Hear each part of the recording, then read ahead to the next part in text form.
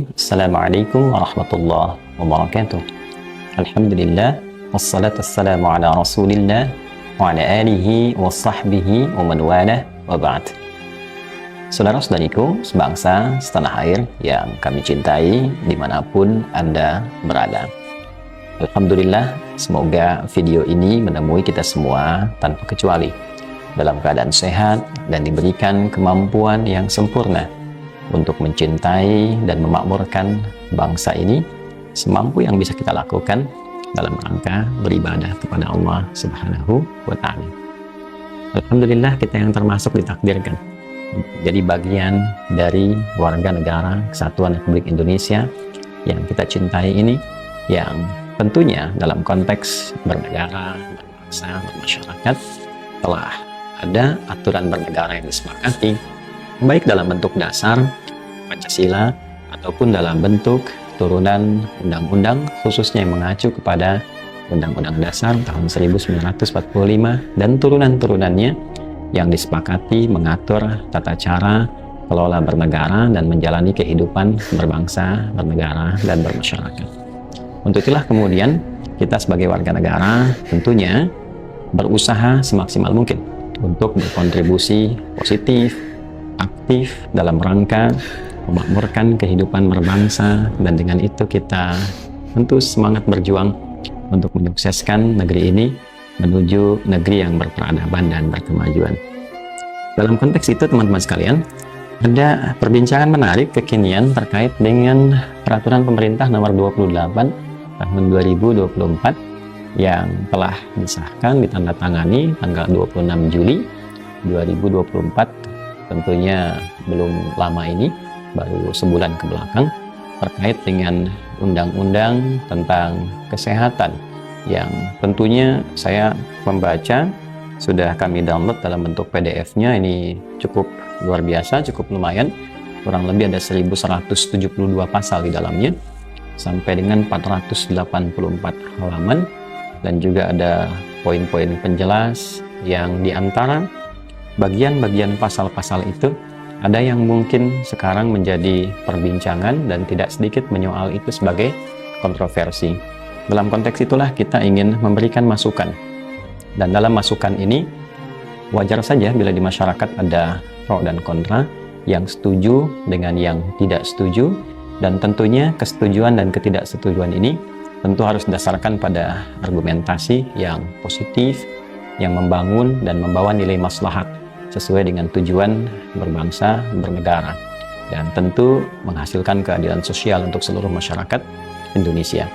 Langsung saja teman-teman sekalian, khususnya bagi teman-teman yang tidak terlalu concern atau juga tidak mengamati isu ini secara mendalam, walaupun hal ini kadang seringkali berdampak pada masalah serius ketika terjadi di lapangan.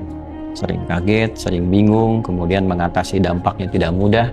Ternyata dari dasar yang paling utama kita kurang memberikan perhatian pada dasar peraturannya.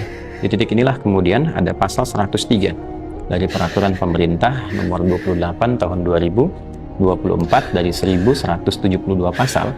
Kita fokus pada pasal 103. Di sini di halaman yang ke-47 ya, kita dapati khususnya 103 ini ada poin 1 sampai dengan poin 5 sebelum mengacu pada pasal 104, dan di bawahnya ada keterangan SK nomor 230547A. Ya, saya bacakan dulu secara singkat nomor 1, lalu saya akan highlight pada poin yang paling penting pada bagian berikutnya.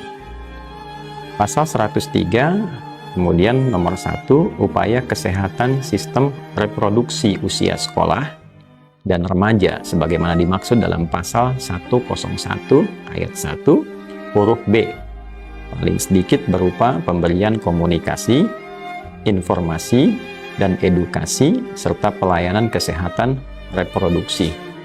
Nah, ini jadi saya ingin berikan satu gambaran sedikit bagi teman-teman yang belum menyimak tentang ini, bahwa ada program untuk pemberian komunikasi, informasi, dan edukasi serta pelayanan kesehatan reproduksi yang menyasar pada 3 target utama. Di antara 3 target ini adalah kalangan anak sekolah dan remaja. Bahkan di pasal sebelumnya kita akan temukan anak-anak dalam usia prasekolah yang dituntun untuk mengetahui tentang bagian organ-organ bagian tubuhnya, khususnya organ-organ yang vital. Nah, dalam konteks ini di pasal 103 ada satu peraturan yang memberikan pedoman dalam konteks tentunya bernegara, berbangsa, bermasyarakat terkait dengan aspek kesehatan. Di sini ada konteks pemberian komunikasi, informasi, dan edukasi serta pelayanan kesehatan reproduksi yang objeknya adalah anak-anak usia sekolah dan remaja. Nah, pada konteks pelayanan kesehatan reproduksi ini kita akan temukan di poin yang keempat dari pasal 103. Bacaannya adalah sebagai berikut supaya kita bisa mengetahui dengan detail. Poin 4, pelayanan kesehatan reproduksi sebagaimana dimaksud pada ayat 1 paling sedikit meliputi. Jadi kalau kita kembali ke nomor 1 tadi, bahwa di sini ada pemberian komunikasi, informasi, edukasi, serta pelayanan kesehatan reproduksi. Nah, poin 2, 3, dan 4 terkait dengan pemberian komunikasi informasi, kemudian ada edukasi. Jadi pemberian komunikasi, informasi, dan edukasi. Di poin yang keempat ini terkait dengan pelayanan kesehatan reproduksi, turunannya sebagai berikut seperti tadi yang saya bacakan. Pelayanan kesehatan reproduksi sebagaimana dimaksud pada ayat 1 paling sedikit meliputi A, ini poinnya teman-teman, deteksi dini penyakit atau screening, B, pengobatan, C, rehabilitasi, D, konseling, dan E, penyediaan alat kontrasepsi. Nah, di poin 4 bagian E ini barangkali yang menjadi concern kita. Mengapa dalam konteks pelayanan kesehatan reproduksi untuk anak sekolah dan remaja ada poin tentang penyediaan alat kontrasepsi? Dasar pemikirannya apa? Bagaimana kemudian peraturan pemerintah ini disusun dalam konteks melakukan kajian yang tentunya mendalam? Bila kajian ini sekali lagi dilakukan sangat mendalam dan diintegrasikan dengan, karena ini terkait dengan sekolah, tentunya undang-undang pendidikan. Bagaimana undang-undang pendidikan itu dicita-citakan membentuk karakteristik anak didik sesuai dengan undang-undang dimaksud yang diharapkan mampu membangun dan memakmurkan bangsa dan negara Indonesia. Khususnya kita ingin mencapai generasi emas bila ditarget sampai kini 2045. Ini korelasinya dengan penyediaan alat kontrasepsi bagaimana? Apakah memang di usia ini sudah dinilai dalam kajian yang mendalam bahwa anak-anak usia sekolah bahkan remaja ini sudah dinilai sebagai layak untuk melakukan hubungan seksual? Ini poin pertama, kan? Atau memang ada kajian yang mendalam bahwa di lingkungan anak remaja pun sudah terjadi hubungan-hubungan seksual dalam konteks yang tentunya dalam hal ini bisa terlarang, ya. Maka ini musibah besar.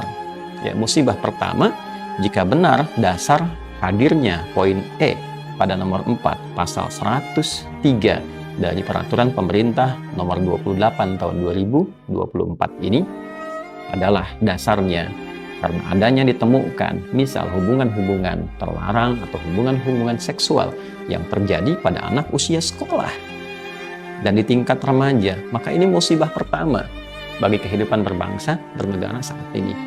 Maka pertanyaan pertamanya, bagaimana di sini Kemendikbud khususnya sebagai kementerian yang bertugas untuk menata ya bagian tata kelola pendidikan, kebudayaan yang tentu harus merawat tingkat-tingkat bukan hanya intelektualitas anak bangsa, calon pemimpin bangsa ini ke depan.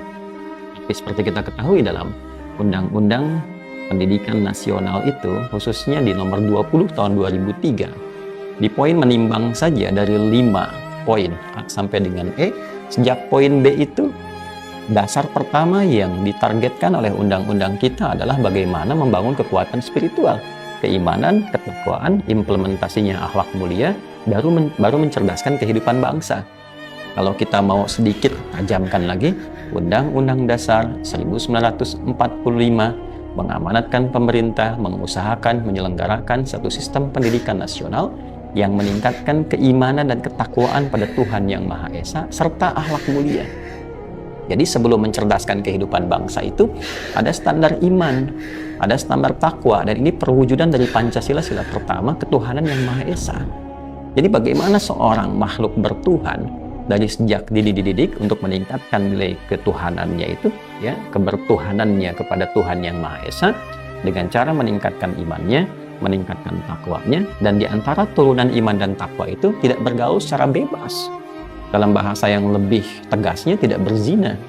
Ya, bagaimana ini disediakan alat-alat kontrasepsi pada usia prasekolah, remaja, yang secara tidak langsung memberikan fasilitas? Ini kan bermasalah.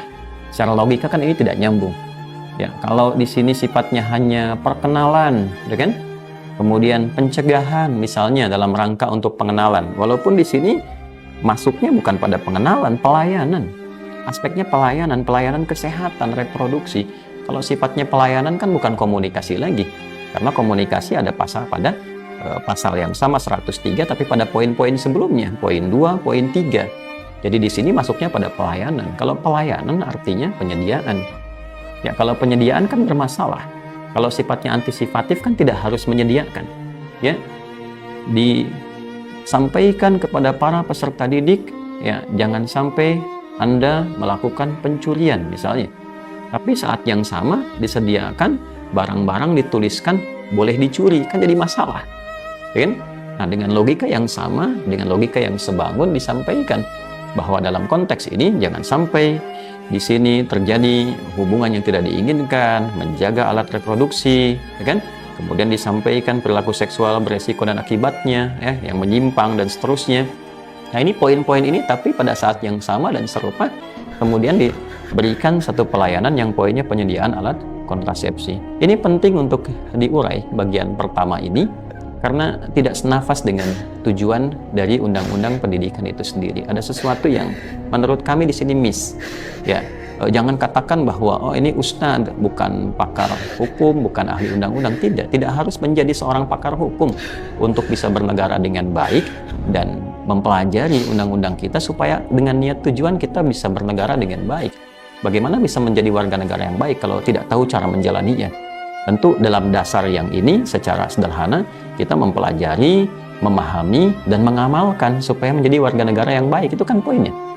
Ya, adapun pakar hukum dia bisa mengkonstruksikan, menjelaskan, menurunkan, lalu menjadi ahli.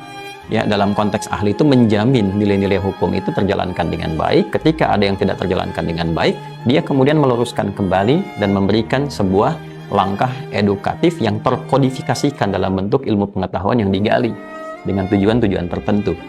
Nah, tapi poin ini adalah dengan penyediaan alat kontrasepsi bagi usia sekolah, ya, dan remaja yang tertuliskan di sini nampaknya layak untuk dipertanyakan. Terlebih kalau kita buka di penjelasan, kan setelah undang-undang kemudian ada turunannya peraturan pemerintah, kan ini undang-undang 17 ya tentang kesehatan itu. Peraturan pemerintahnya di sini nomor 28 tahun 2024. Setiap selesai menjelaskan tentang pasal-pasalnya, ya, dalam arti mencantumkan pasal 1172 pasal dan ditandatangan di sini oleh Presiden tanggal 26 Juli 2024. Lalu di bawahnya nanti ada setnek, ya, Pak Pratikno tertuliskan, kemudian ada SK di bawahnya itu, ya, yang tertuliskan nomor sekian-sekian, baru kemudian poin penjelasan. Nah, di halaman 19 tentang penjelasan setiap pasal ini, keterangannya cukup jelas. Jadi pasal 103, 1 cukup jelas, 2 cukup jelas, semua cukup jelas. Nah, ini yang cukup jelas tentang yang poin E di sini apa? Kecukup jelasannya. Tidak diberikan penjelasan. Ya, jadi kalau ada orang bertanya, siapa objek yang diberikan penyediaan alat kontrasepsi ini? Diberikan di bawahnya penjelasannya cukup jelas. Nah, yang jelas itu apanya? Objeknya siapa, dalam keadaan apa, dalam konteks bagaimana, dan dalam kajian sinergitas dengan undang-undang lain dengan tujuan menghadirkan pendidikan, terutama di negeri yang kita cintai ini, terlihat adanya kontradiksi. Ya, satu sisi ingin meningkatkan iman dan takwa, sisi lain difasilitasi tentang satu benda yang melanggar ketentuan iman dan takwa. Dalam konteks anak usia seperti ini, kan di undang-undang pernikahan dibolehkannya usia berapa seseorang menikah sebagai warga negara? Masa anak usia sekolah, dan ini kan turunan dari pasal sebelumnya, prasekolah, sekolah, kemudian remaja, lalu setelah itu kan baru ke aspek menikah, ya kan? Ini kalau kita baca 3 objeknya seperti itu. Nah ini kan anak-anak belum usia menikah, usia sekolah dengan remaja, kok sudah disediakan alat kontrasepsi? Sementara Undang-Undang Perkawinan menetapkan usia batas minimal, Undang-Undang Pendidikan meningkatkan iman dan takwa, Undang-Undang Kesehatan di peraturan pemerintah justru menyediakan satu alat yang kontradiktif dengan kedua peraturan yang pertama tadi. Nah, ini kan jadi persoalan. Nah, oleh karena itu, saya kira ini penting bagi kita untuk duduk kembali, untuk merenungkan. Mohon maaf, ini bangsa ini mau dibawa kemana gitu. Ya, generasi sekarang ini mau dibawa kemana? Kita berharap ada generasi emas 2045. Ini kan aturan sudah jelas, undang-undang sudah ada, turunannya sudah lengkap. Tinggal bagaimana mengimplementasikannya aja dalam kehidupan kita keseharian. Bila memang ada kasus terjadi, misal di lingkup usia dini, saat sekolah, saat remaja, terjadi kasus, pertanyaan besarnya bukan difasilitasi disediakan, tapi bagaimana itu dicegah. Kenapa terjadi demikian? Baiknya, misal, karena beredar video-video pornografi yang menyebar dan mudah diakses, sehingga terjadi tindakan-tindakan penyimpangan. Maka dikoordinasikan dengan Kominfo, supaya itu semua ditutup, ya kan? Kemudian ada pendidikan, ada pendampingan di sekolah, ada penguatan di keluarga. Nah, ini poin pentingnya, disinergikan dengan turunan-turunan lainnya. Nah, ini problem terbesarnya adalah seringkali kita mengatakan bahwa NKRI, Garuda di dadaku, ya kan? Kita kan punya nilai, punya aturan. Mengapa kemudian aturan negara lain dengan kebudayaan orang lain harus dipaksakan untuk dibawa ke dalam konteks kehidupan berbangsa, bernegara di negeri Indonesia yang kita cintai ini? Di Barat, biarkan dengan kebarat-baratannya. Budaya yang ada di Arab tidak harus selalu sama dengan budaya yang ada di Indonesia. Justru kita bikin aturan, undang-undang, karena telah melihat karakteristik masyarakat kita ini seperti ini, yang cocok demikian. Adapun nilai keagamaan, value-nya kemudian dilekatkan untuk membimbing kehidupan berbangsa, bernegara. Dan tidak mungkin bertentangan dengan nilai-nilai kebangsaan, kenegaraan. Karena saat membentuk semua aturan itu, para agamawan, ya, para cendekiawan, semua bersatu, duduk bersama. Jadi ada kesepakatan yang telah dibangun. Nah, oleh karena itu, orang tua kita dahulu tentunya sudah melihat karakteristik, merumuskan itu semua. Bila memang di Barat ada problem seperti ini, ya tidak harus dibawa ke dalam ranah kehidupan kita, lalu difasilitasi, dan turunan-turunan lainnya. Saya agak miris kemudian melihat buku-buku yang diajarkan pada anak sekolah saja di tingkat yang sangat dini, tingkat SD misalnya. Sekarang coba dicek kembali, apakah kurikulum anak-anak ini telah diriset sesuai dengan keadaan usianya? Bagaimana mereka bergaul dengan karakternya, bermain, berkeseharian. Mau dibentuk apa anak-anak ini? Coba dicek. Buku-buku yang mereka bawa, berangkat jam berapa, pulang jam berapa, apa yang mereka pelajari, apakah sesuai dengan kebutuhan mereka berdasarkan tingkat usianya?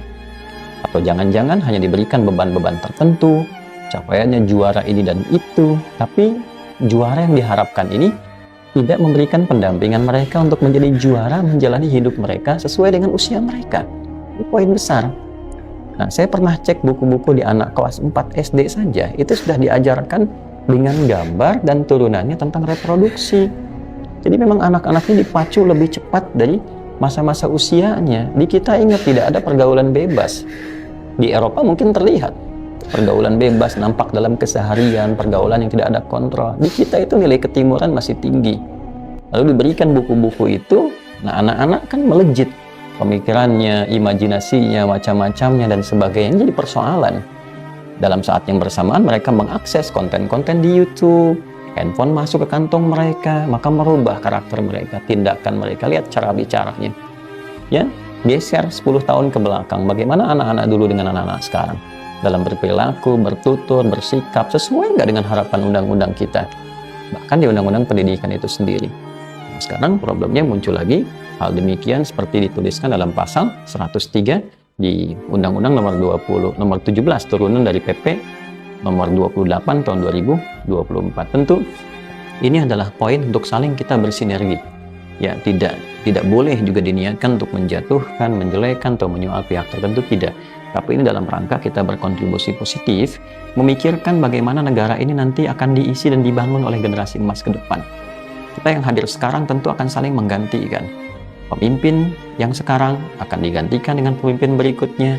Pemimpin berikutnya di masa depan akan lahir lagi yang kemudian. Maka tugas kita menyiapkan generasi terbaik untuk mengisi kehidupan berbangsa dan bernegara. Kalau semua hanya memikirkan tentang keadaan dirinya, membangun dan mengupdate status sosialnya saja tanpa peduli dengan generasi sekarang, yang penting bisa keren, menjawab kebutuhan dunia tapi tidak melihat kebutuhan di lokal kita, maka ini menjadi masalah yang sangat serius dan bom waktu yang ketika meledak, itu ledakannya akan banyak merusak dan damage-nya akan menghasilkan goncangan yang sangat tinggi. Oleh karena itu, mari kita semua merenung kembali untuk bersama-sama setidaknya menjelang kemerdekaan ini meresapi dan mendalami pengorbanan para pejuang kita yang telah mengorbankan darah, keringat, air mata, segala hal yang mampu dipertaruhkan demi kita merasakan hidup yang nyaman seperti ini. Maka itu, bila kita tidak mampu berkontribusi positif untuk menjadi pelaku di dalamnya karena kemampuan kita, setidaknya mari kita memberikan ide-ide positif yang dengan niat baik untuk membangun semuanya, tidak untuk menjatuhkan, mencela atau saling menyakiti. Kita saling bersaudara dalam bangsa bernegara, dan dengan itu semoga dipersatukan dalam kebaikan dan semoga menjadi amal ibadah kita untuk bekal pulang menghadap kepada Allah Subhanahu wa Ta'ala. Sekali lagi mohon diperkenankan untuk kita berhenti. Mudah-mudahan kita menjalani dengan baik, saling berkasih sayang, membangun harmoni demi Indonesia tercinta dalam rangka beribadah kepada Allah Subhanahu wa Ta'ala. Assalamualaikum warahmatullahi wabarakatuh.